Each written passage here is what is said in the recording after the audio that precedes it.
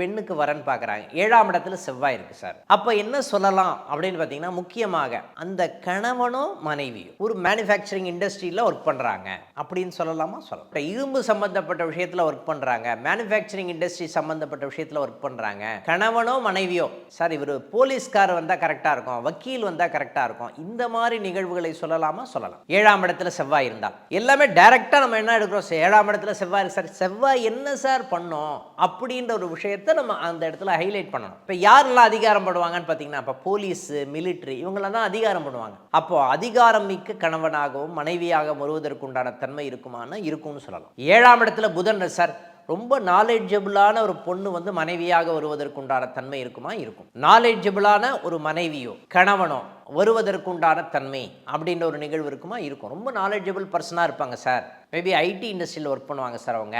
Maybe commercial tax டிபார்ட்மெண்ட்டில் work பண்ணுவாங்க sir அவங்க. மருத்துவத்துறையில் இருப்பதற்குண்டான தன்மை இருக்குது சார்.